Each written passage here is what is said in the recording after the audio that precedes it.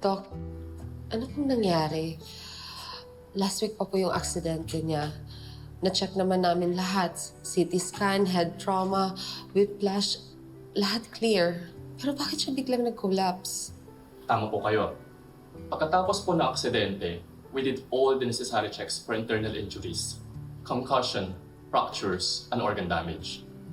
At lahat po ng resulta kay Jasmine ay normal. So lahat po ng nangyari kagabi ay hindi po galing sa aksidente. By the way, Sir Ma'am, this is Dr. Alvarez, our hematologist. Hematologist? Doc, ba't may kasama po kay hematologist? Ma'am, sir, kinuhanan po namin agad ng blood sample si Jasmine. At may mga values na mababa ang level. Mababa ang hemoglobin niya. Mababa rin ang platelets niya. At mataas ang immature white blood cells sa circulation. Ano yung ibig niyong sabihin, Doc? Ma'am, these findings could point to several conditions. But one possibility that we need to rule out immediately is AML, or acute myeloid leukemia. Leukemia? Cancer?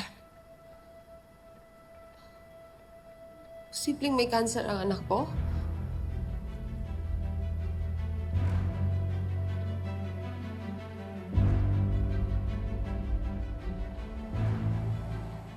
Dok, baka ho nagkamali lang kayo. Alam namin na mahina yung baga ng anak namin. Sakitin siya dahil premature ko siyang pinanganak. Pero, bakit biglang may leukemia? Please calm down, ma'am. It's just our initial assessment. Pero magkoconduct pa kami ng mga test to confirm yung actual condition niya. So, we will be needing her to stay here for a little while.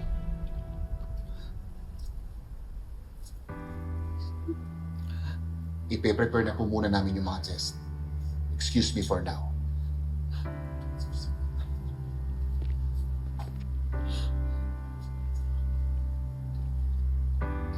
Kasalanan ko to. Hindi. Sana mas binantayan ko pa siya lang. Sana nakita ko agad yung mga symptoms niya. Yung mga times na sinasabi niya na pagod siya, na nahihilo siya. Sana nang hinala ako. Sana mas pinacheck ko pa siya. Di sana napigilan ko to. Kasalanan ko to. Listen to me, ha? Marge, this is not on you. Hindi ka naging pabaya. Ginawa mo ang lahat na makakaya mo para maging malakas at malusog yung anak natin.